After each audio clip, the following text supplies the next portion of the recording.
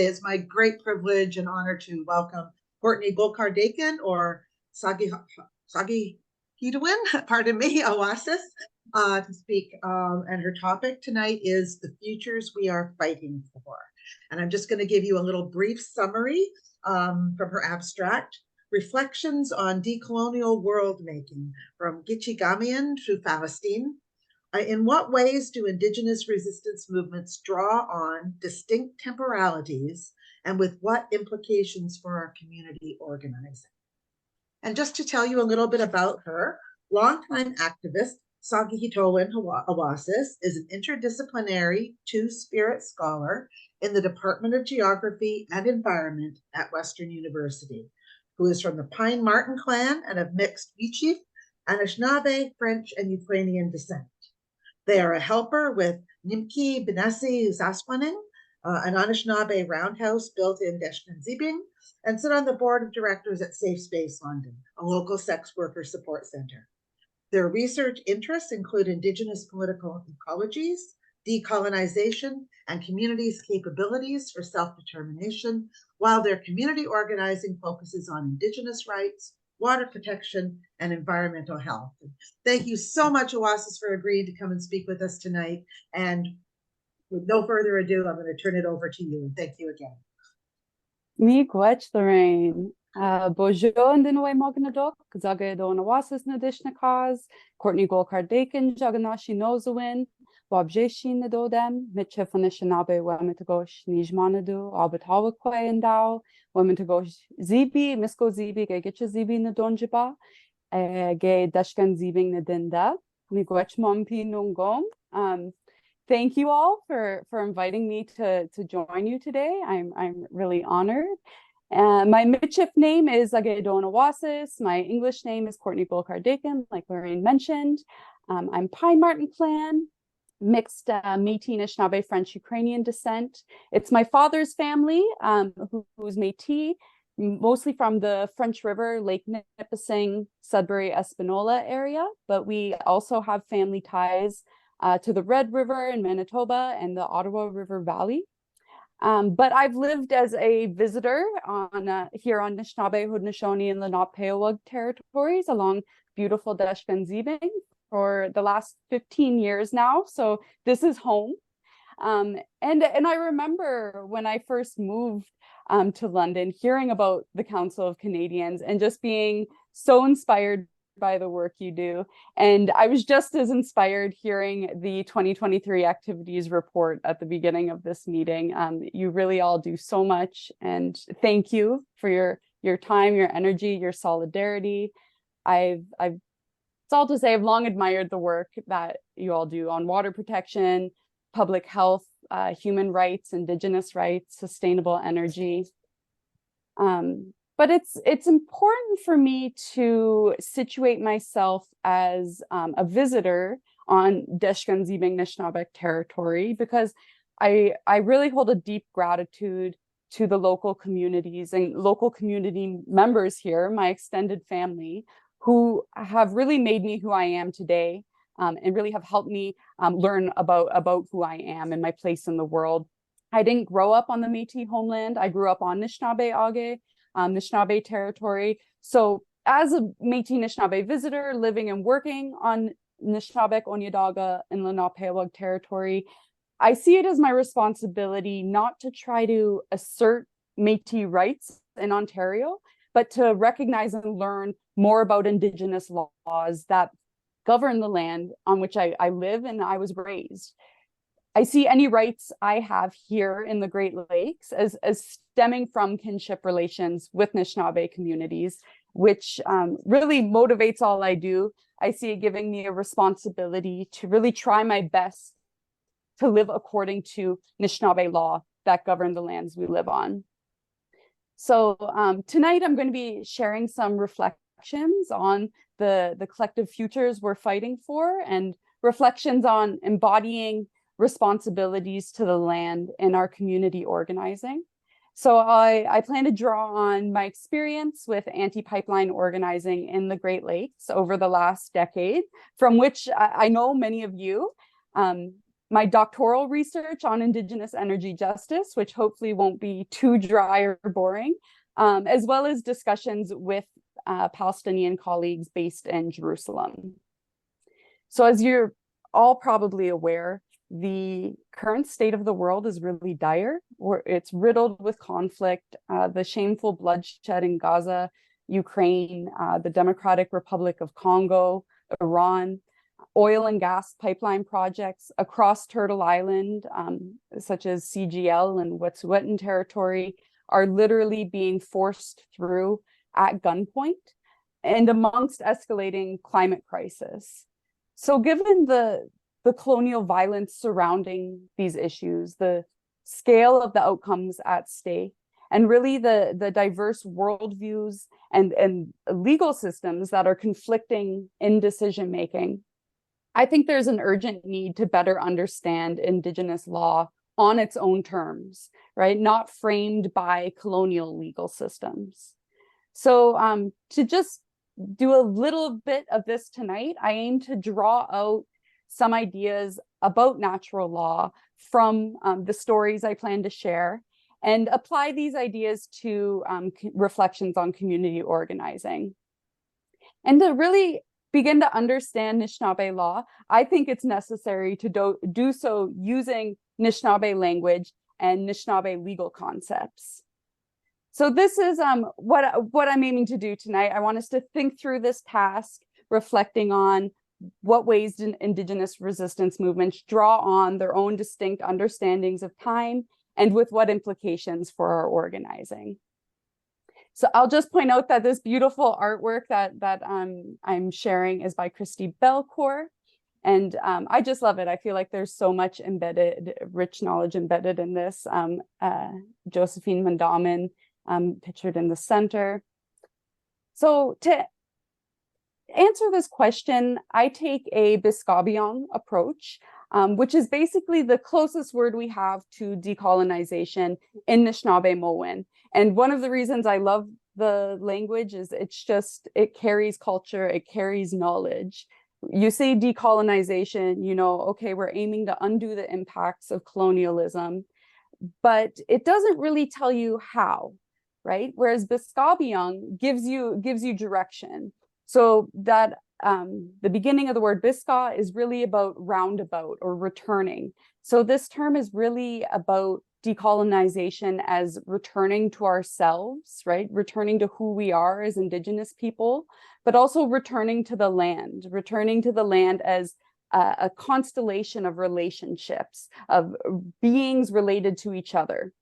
So this approach is rooted in Anishinaabe Gichigamiin or Anishinaabe ways of knowing that are really about direct, intimate engagement with the land in a way that honors multiple truths, right? Our creation story is no more true than any other creation story from how I've heard it shared, as well as multiple ways of knowing, multiple knowledge systems, and multiple ways of knowing time or space-time that are embedded in Anishinaabe ways of living, and Chianakonagewin or natural law. And that term, again, literally is referring to how natural law is observed in relationship with the land. It's something that actually is embedded and exists in the world around us. And we're looking to our more than human relatives, essentially to learn how to be better humans and how to promote more life, to flourish. So to emphasize really what this means to me, I wanted to start with a short story of when I was arrested in 2013. So it was during the first National Energy Board public hearing on the Line 9 pipeline that took place here in London, Ontario. So some of you were probably there. A group of land defenders and climate justice activists attended together. And when the NEB chair asked if there was anything else to add to the agenda, we announced to the beginning of the People's Assembly that was going to take place on a patch of grass across the street, directly across from the Hilton at the time, in a circle led by local Anishinaabe and Haudenosaunee community members. I must have been the loudest because I was the only person arrested. that day, and fortunately released the same day, which really, to me, highlights how inadequate the NEB was at facilitating meaningful deliberation when they're literally removing people with opposing views from a so-called public hearing. Still, I learned a lot that day about community, about organizing, but what I really did not understand at the time was the significance of making decisions in circle, making decisions on the land and outside of state control, led by Anishinaabe community members, Indigenous community members. This lesson took me a lot longer to learn, the significance of doing things in circle. I really learned the importance of being in circle by going out fasting. When you're put out fasting, you're all alone on the land, usually. It's a pretty pitiful scene. You're hungry, thirsty, you're either uncomfortably hot or it's raining and you're wet and cold, getting eaten up by mosquitoes. But what you come to realize is that you're not actually alone. And you become very aware of all the beings, all the life that surrounds you, the insects, the moss, the plants, and how much humans really rely on their care. Literally, without them, without more than humans, we could not survive. All of our food, water, clothes, medicine come from the land. The plant and animal life before us does not need us like we need them.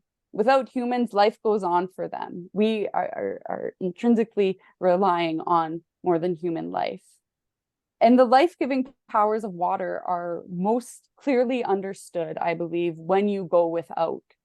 The trees that provide us the comfort of warmth, housing, furniture, and most importantly, the oxygen we breathe, all these things we so often take for granted, fasting gives you a deep appreciation for. And I think this gives us a responsibility to reciprocate for everything the land gives us. Being in circle is important because it places us among all these relations and responsibilities.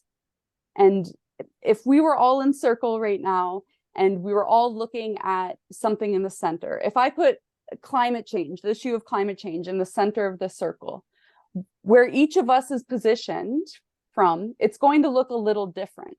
Right. And I think that this difference is often framed as a weakness or as something that needs to be overcome.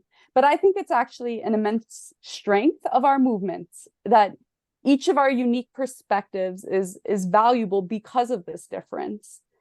So movements for Indigenous land defense don't come from any one person or any single set of ideas, but actually they come from the relationships and interactions between them, including when we disagree, right? So this is something I think about a lot, how we need to be able to work together even when we disagree, because our opponents who we're up against, corporations, they don't all have the same value system or don't agree about everything, but are able to mobilize together, and we need to be able to do the same. But what I share tonight is, it's not meant to represent all Anishinaabe people, but this is something I'm really excited about. This is our moon calendar, or an abbreviated version of our moon calendar that I've helped develop with Nimkii Binesi Zaswaaning, or that which translates to the Thunderbird's Nest, and is the Anishinaabe Round House being built in Deshkan Ziibiing. And you can probably realize this is our moon calendar is on the turtle's back. So this is exactly how a turtle's back would look. We have the 13 parts of the shell in the center. These are the 13 moons, or the 13 months. And then these little pieces of shell on the outside mark the 28 days in each moon cycle. And then the names of the moon, of each moon, are directly related to what's happening on the land in a specific place. So this is specific to seasonality in Deshkan Ziibiing. I can briefly go over some of the activities outlined here for each moon, indicated by the different colors on the back. We have the orange is ceremonies, so things like our monthly moon ceremonies, pipe ceremonies, sometimes naming, healing ceremonies. We have storytelling, such as the creation story, gardening and harvesting, medicinal plants, foods, hunting. Teachings could be about the upcoming fasting or hide tanning, for example, and many other land-based activities. Oops, I zoned in there. But really, I think this is so just integral to everything that I do, because it's really represents a way of life that's really integral to my self-understanding. It gives me motivation, the community connections, my attachment to place through this way of living is what motivates me to take action. And I get a tremendous amount of guidance and direction from this way of life and from Nokomis Giisis, or our grandmother moon. So right now it is Mashkaja Giisis, or freezing moon. Because, you know, just the other day we got the first frost of the season, and we can be expecting our first snow any day now. But yet, if I was visiting another Anishinaabe community, if I was in Northern Ontario, for example, they might already be referring to the same period of time, to this month, as Manadugizu Giisis, or Little Spirit Moon, because their freeze already happened, right? It probably happened last month, and they're now already observing the colder, quieter time for healing in their territory. So this emphasizes that Anishinaabe people, like many Indigenous nations, embrace multiple nonlinear temporalities while still centering place-specific ways of knowing. So my Northern relatives and I can refer to different moons at the same time, depending on where we are, because Anishinaabe time is enmeshed with the land and what's happening on the land at that time. And this provides a important and contextualizing background that can ground governance practices and self-determination in our communities.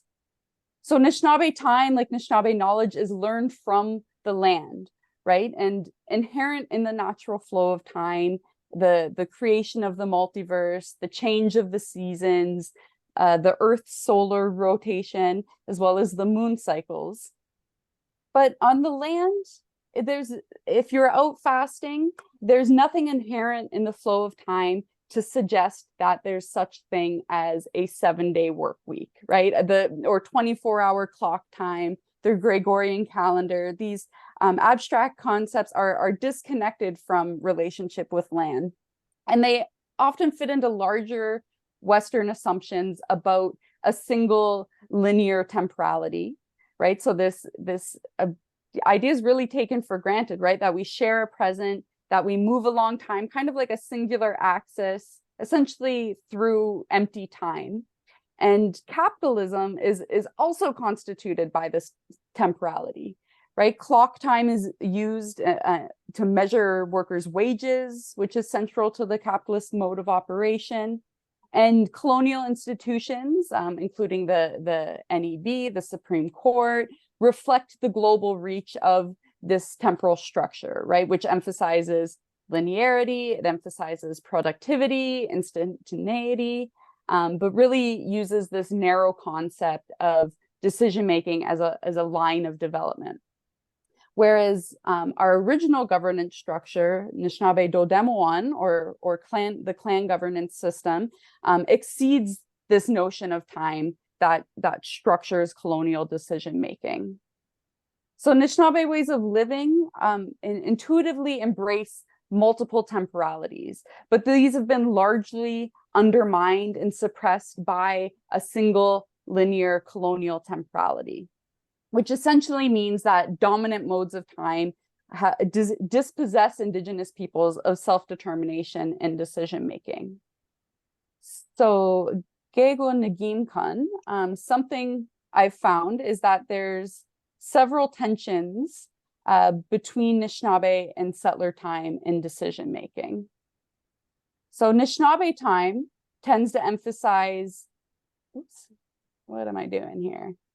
There we go. Tends to emphasize moons, the moon cycles, seasons, ceremonies, 7 generations before and after ourselves. You've probably heard of this referred to as the 7 generations principle, as well as land-based political kinship systems, our clan governance system, that center our more than human relatives relationships to place.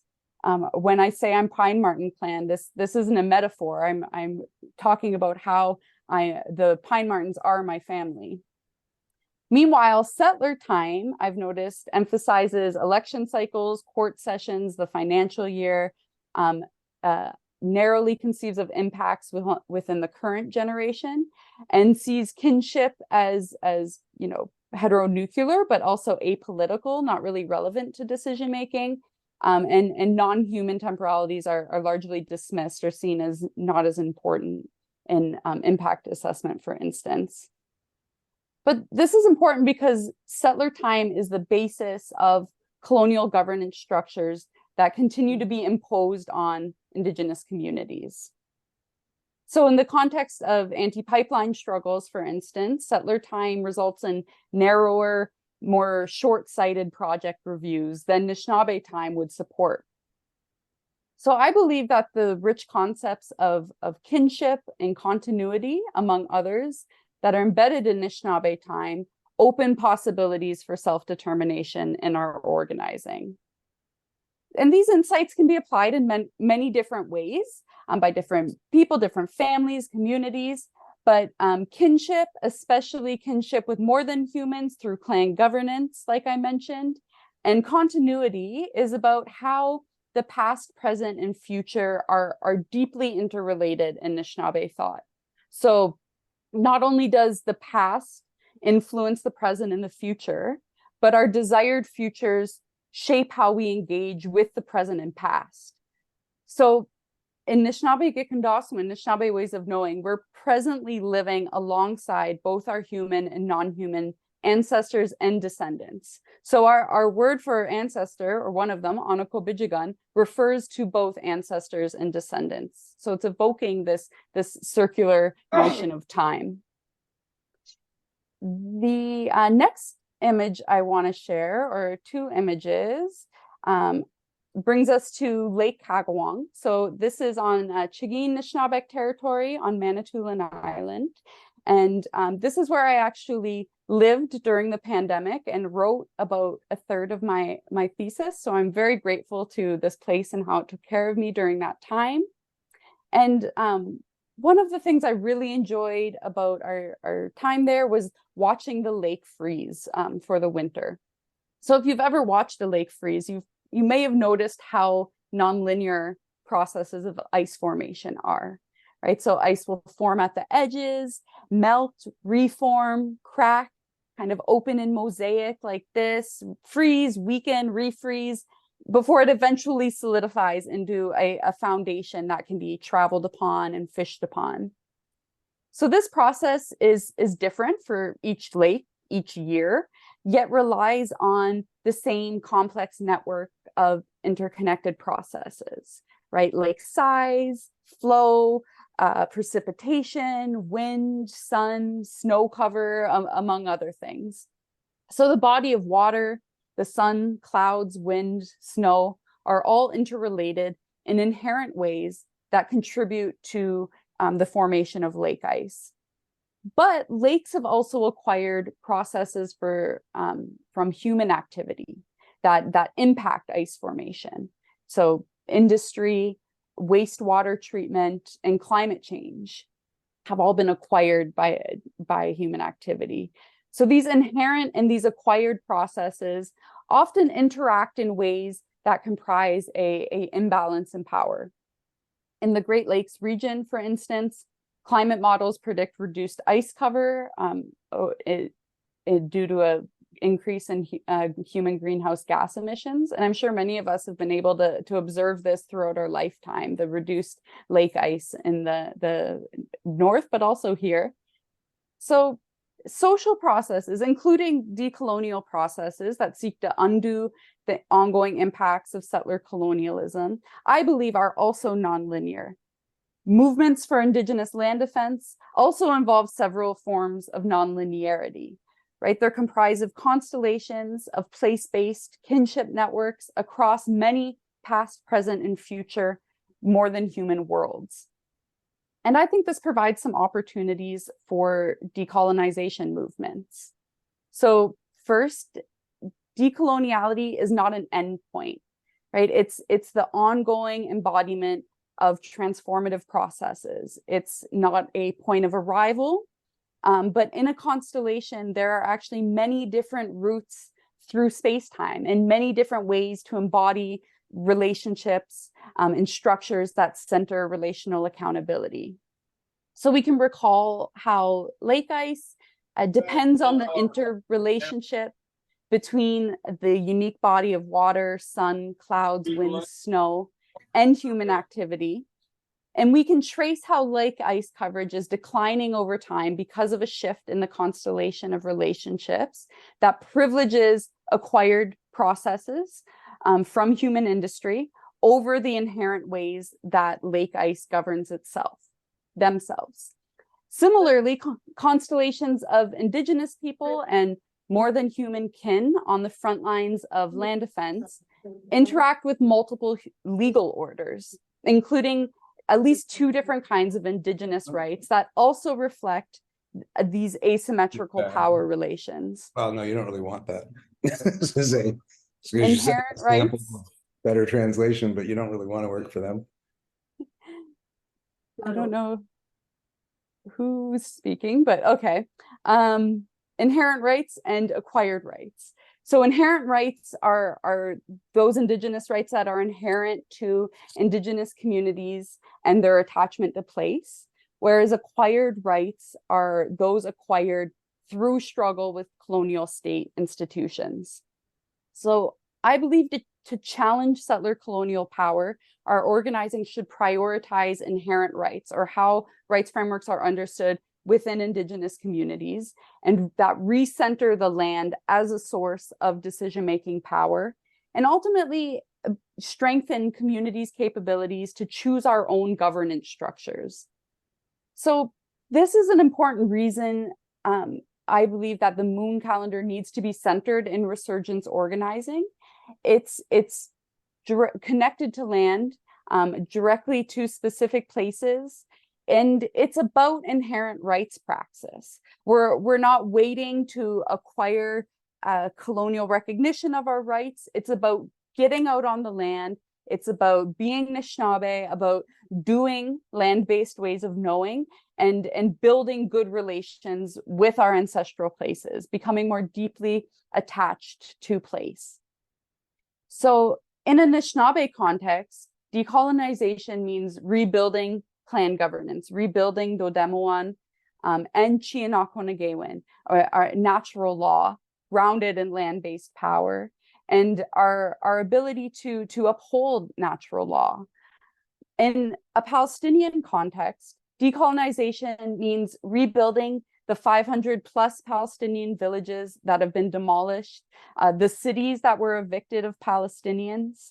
So from Gichigamiin to Falastin, from the Great Lakes to Palestine, our collective struggle is for self-determination. It's about restoring deep reciprocal attachment to place. Our self-determination as peoples is deeply intertwined with the self-determination of non-humans, with the self-determination of the rivers, of the trees. The right for Palestinians to live in their house and not be displaced from it is non-negotiable. Palestinians' right to equality is non-negotiable. Palestinians' right to return is non-negotiable. Gazans' right to life is non-negotiable. Everyone's right to clean water everywhere is non-negotiable. We need to be bold. We need to be bolder than ever in our solidarity for Palestinian human rights. The message is very simple. If international law was enforced in Israel, it would be a very different place. Meanwhile, here in the West, academics were being told we can't even say the word Palestine, right? Our so-called leaders can't bring themselves to say the word ceasefire. So we need to be loud. Our Palestinian friends, colleagues, families are suffering under occupation, and enough is enough. As Indigenous people who have gone through colonization and the descendants of settler peoples who have benefited from colonialism, we have a shared responsibility to condemn and challenge apartheid and genocide. As long as there are people who are demanding justice and freedom, the work of decolonization never ends. And I want to thank you all for being alongside us in this struggle. Miigwech for inviting me here tonight. And I'm happy to answer any questions, open it up for discussion.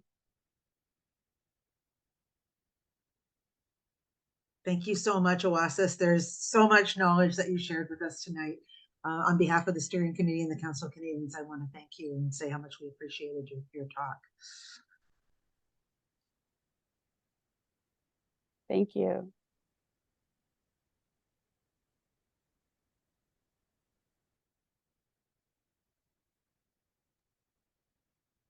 Does anybody have any questions you'd like to pose to Awâsis?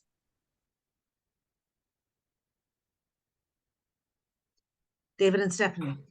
Hi, thanks for that, Sâkihitowin Awâsis. Really appreciate it. So I didn't hear the full gloss, but your term for roughly the idea of decolonization from Anishinaabe perspective was glossed as a return to good relations with the land? Yeah, a return to ourselves, a return to the land as a set of relationships. I'll put the Anishinaabe one in the chat too.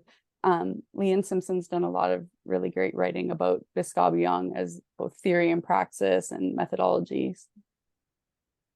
Oh no, my academic is coming out. An occupational hazard.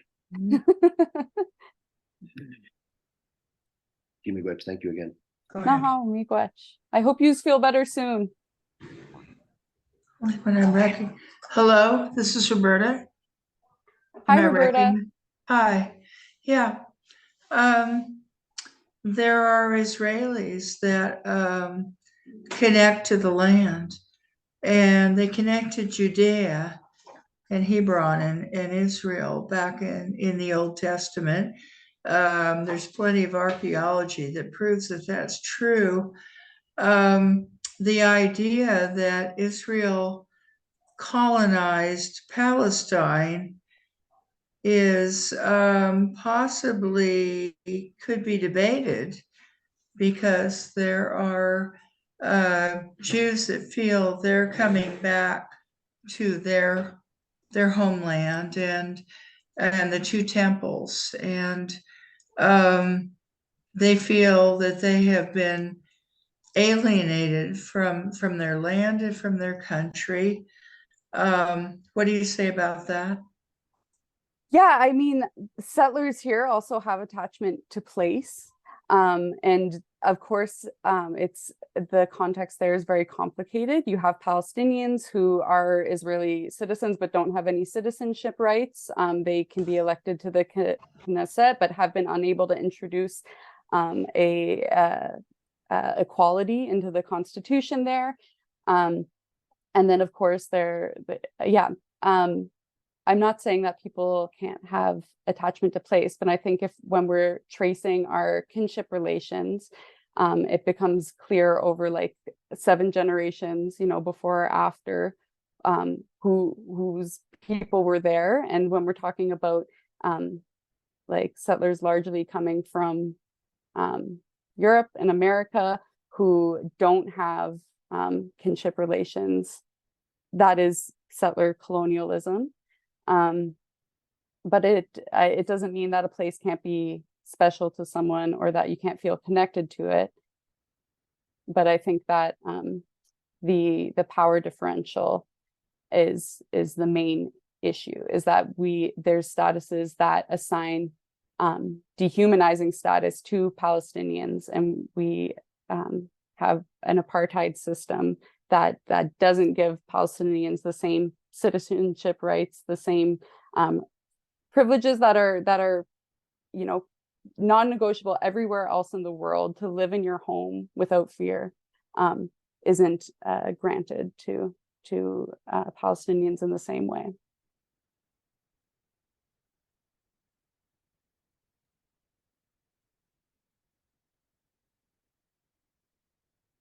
My answer would be that Jews that feel that they are returning to their ancestral homeland are afraid that they'll be killed, that they'll be run out by Palestinians that also live there.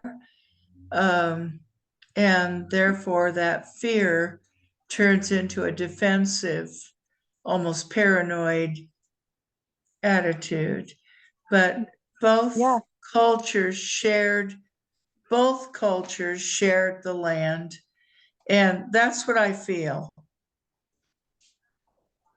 And I mean, that should be the case. I think when people think about the land back movement here too, there's often this idea that, you know, Indigenous people would want to, you know, push settlers off the land, that they would, you know, insist that everyone goes back, even though they might not have a place to go to that they've come from, you know. But I think that fear is really like internalized settler colonialism. Like, yes, if you've taken someone's home, then you're probably going to live in fear that they're going to come back for it, right? And I don't think that's good for anyone, but I think we're seeing disproportionate impacts because of that settler colonial power imbalance.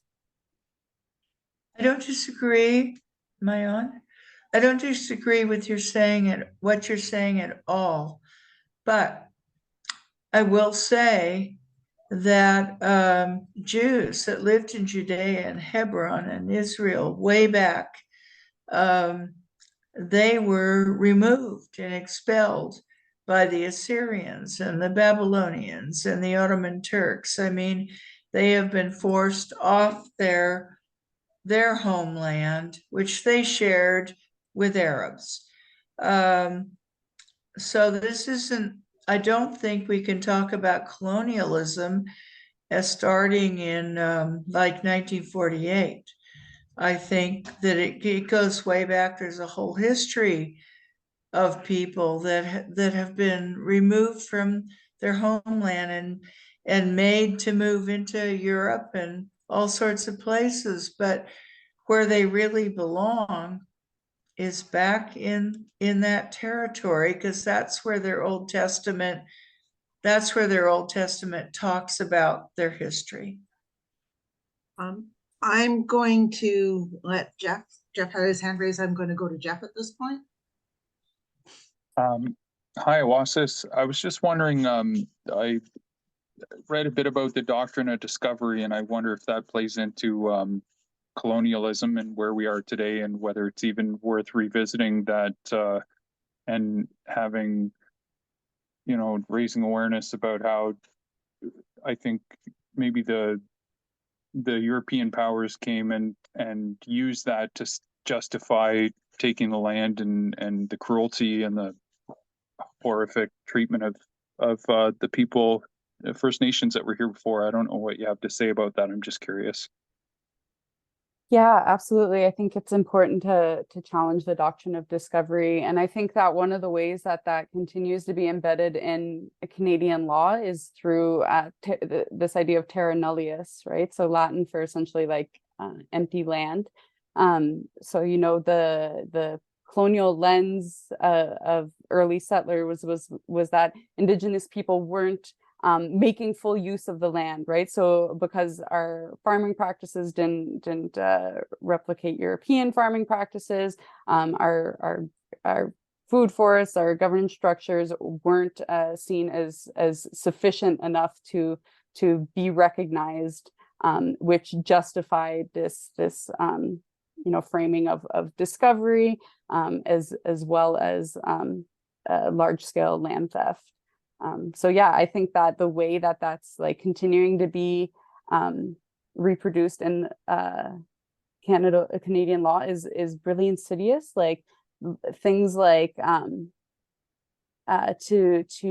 Indigenous rights need to show direct continuity with pre-contact practices, or in Métis communities, they say the time of effective control.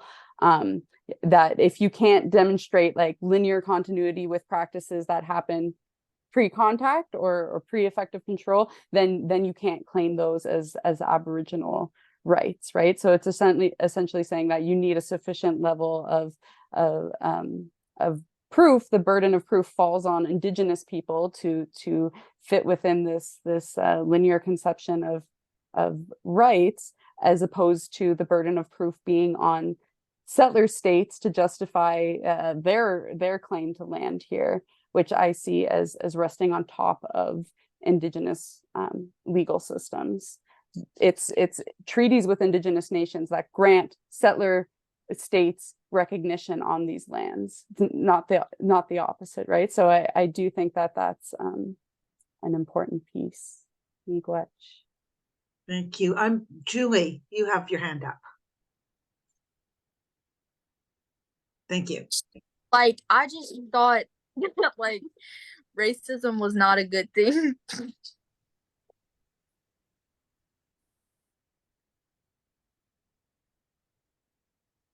Thank you.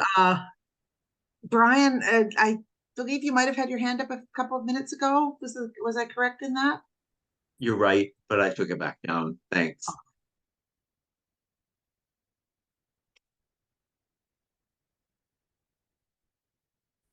Does anybody else have a question? I have a Yeah. question. Hello, this is Thank you. Roberta. Am I being heard? Yes. Okay.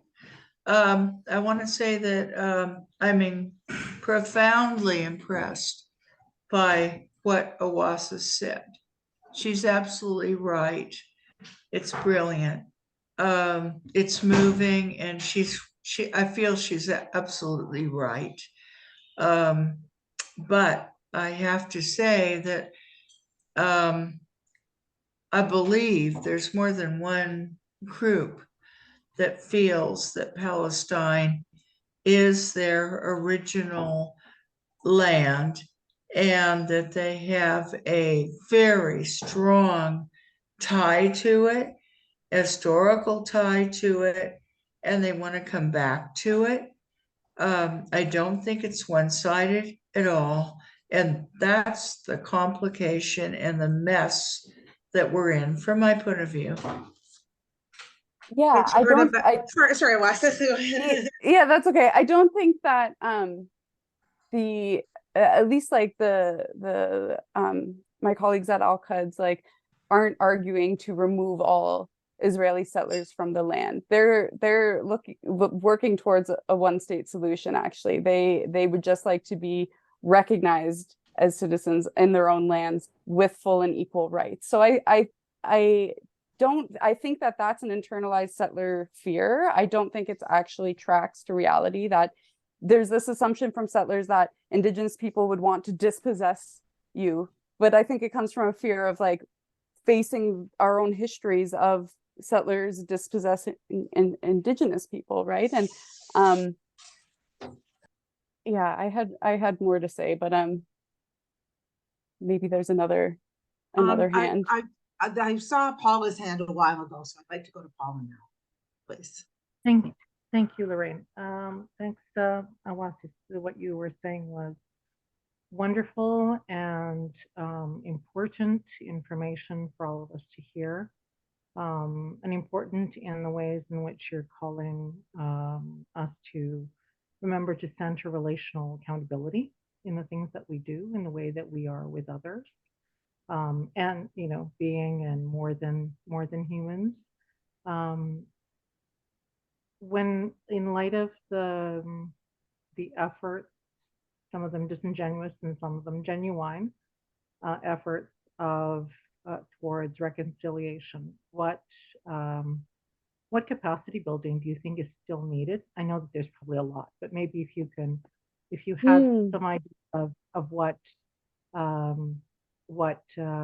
qualities are required or are needed on the part of everyone in this country to, meet halfway with one another, to really, have that centered relational accountability. And certainly, I think that non-Indigenous people and people everywhere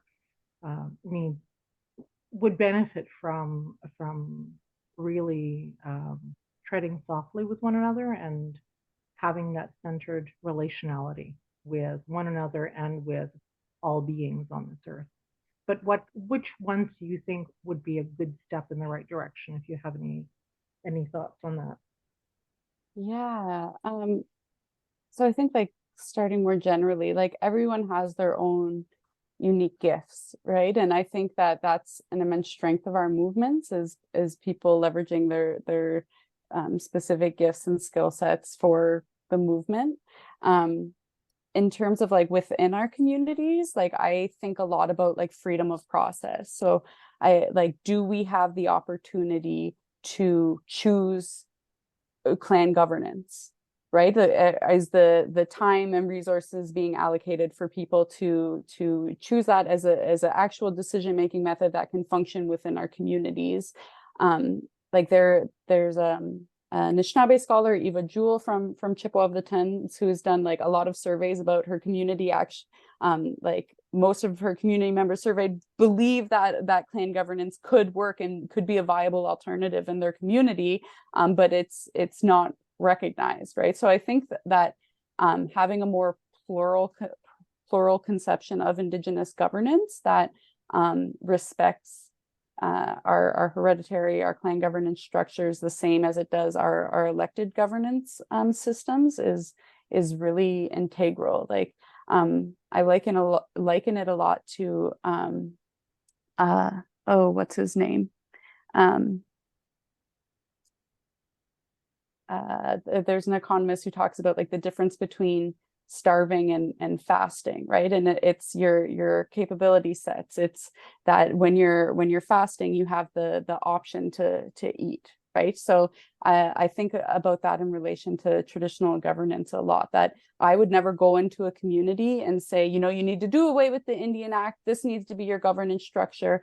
I'm more interested with expanding our opportunity sets or their capability sets. Like, do they have the real opportunity to make decisions according to their own legal systems if they so choose? Or is it some hybrid system between elected council and clan governance that works better for them? Or maybe they want to stick with the elected governance system, but how can we still engage with these concepts of law that are still part of our communities? Do you, just as a sort of a further on what you've just said, do you engage with other Indigenous communities on Turtle Island, in Abya Yala, or in other parts of the world, and compare notes on Indigenous governance systems and ones that might be a good fit for what you're looking for in each community, as you counsel or advise Indigenous communities that you are a part of, or that you've been asked to speak with? Do you compare notes, so to speak? And I'm interested because there's a community that I'm involved in Peru, in an Indigenous-led project. So I'm interested in your thoughts on that. Yeah, I mean, absolutely. And I generally I just go where I'm invited. And it's hard not to compare, but I think that each context is so different. Like, what would be seen as like signing a contemporary treaty or settling a land claim, which could be seen as like really limiting rights in one case, could be a total victory for another band that has not historically had a land base through the Indian Act system. So they're federally recognized, but they didn't have reserve land, right? So in one case, it could be a complete celebrated victory. In the other place, it could have a lot of community members contesting it and like rightfully so. So I think it's so context specific. But yeah, I'm also really inspired by what's happening in Aotearoa with New Zealand, with Maori communities having their own like treaty courts, and how people are leveraging those to push back against fossil fuel industry there. I'm like really inspired by the Wet'suwet'en anti-pipeline struggle. The fact that they rebuilt an ancestral village directly in the line of a path, the path of a pipeline, sorry. And you know, their clan governance system is so intact, right? They know exactly which clan families are responsible to take care of which tracts of land. Whereas, you know, when I started my like anti-pipeline grassroots organizing journey, I would have never thought that in my lifetime I would have the opportunity to like sit in a clan gathering and like come to decisions using consensus through the lens of our clan specific responsibilities. Like that was something that I thought I would work my entire life for, and then like maybe next generation would get to do it. But with the rise of the Idle No More movement, bringing together like minded people, it was something that I was actually able to see in my lifetime. And I think that speaks to the power of the resurgence movement that's happening, which is, I think, also further spurring this dialogue about reconciliation. Hey, I hope I answered your question. You did. Thank you so much. Thank you. There are a few people with their hands up. There's also people that have posted comments in the comments who may not have access to an unmuted mic. So I'm just going to read them, and then I'm going to go to the two people with their hands up. So Brian Smith commented that the doctrine of discovery declared that this continent was terra nullius, pardon me, land without inhabitants. And he says he read an account of Canada that says that the name comes not from Canada, but from Basque sailors coming up the mouth of the Gulf of the St. Lawrence and saying, "Aka, nada, over there, nothing." The other comment that I wanted to read was from Barb Newell, and she commented that genocide is not the answer to anything. I am proud of peace seekers and those that follow 7 generations, thoughtfulness and process. So thank you for your comments, people who have posted. And I'm going to go to Julie next because you've had your hand up the longest. Yeah, sorry, can I just say that I've also... I'm sorry. No, that's okay. Julie, we're coming. I was just trying to let everybody be heard. I'm sorry. Yeah, no, we'll get there. I was just gonna say that I've also heard the term that and this is also like anecdotal, but that Ganada came from a Mohawk word for village or for settlement as well, but I hadn't heard this Basque sailors as well. I had only heard the version that you had heard as well, so I wanted to share the other version that Brian had heard. Okay, Julie, please. Yeah, I know it was a while ago when we were talking to it. I just didn't get called on. I do agree with every single one of y'all. I think Canadians do deserve their right. We love every single one of them. Okay. There we go. Thank you. Jeff.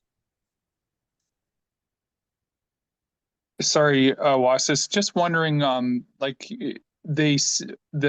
was it the UN that said that Indigenous people have the right to say no, but it seems like the government tries to get around that somehow, and we shouldn't be having the pipeline go through the wetsuit and territory because so many Indigenous leaders have said no there. How do we reconcile that, where the law says one thing, we're supposed to enforce it, and we just like no doesn't mean no, and it seems to be a theme throughout all the many huge things like housing as a human right, etc. Yeah. So one of the ways I think they get around this is that like the free, prior, and informed consent, which is part of the UN Declaration on the Rights of Indigenous People, is exactly that, right? It's the right to consent. So it's your right to say yes, but it's not the right to dissent. So you don't have the right to say no. I think that that's one of many limitations of UN DRIP. And it's actually one of these kinds of limitations are actually one of the reasons my Palestinian colleagues, although they talk a lot about indigeneity and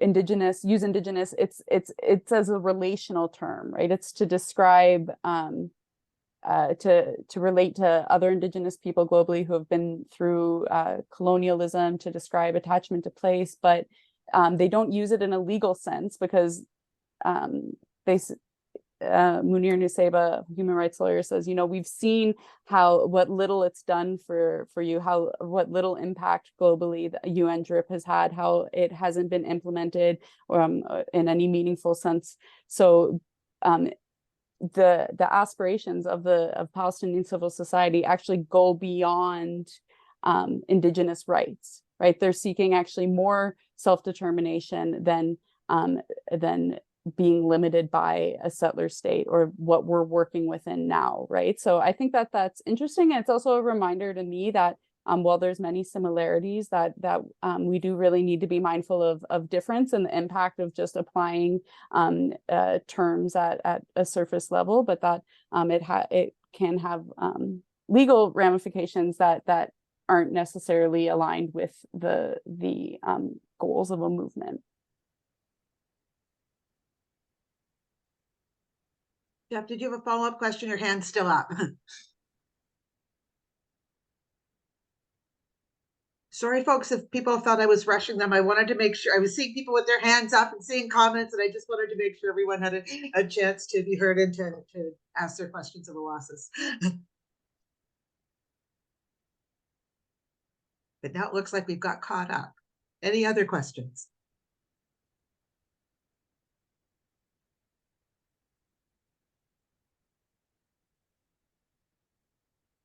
Awâsis, did you have any final comments you wanted to make? No pressure. Yeah,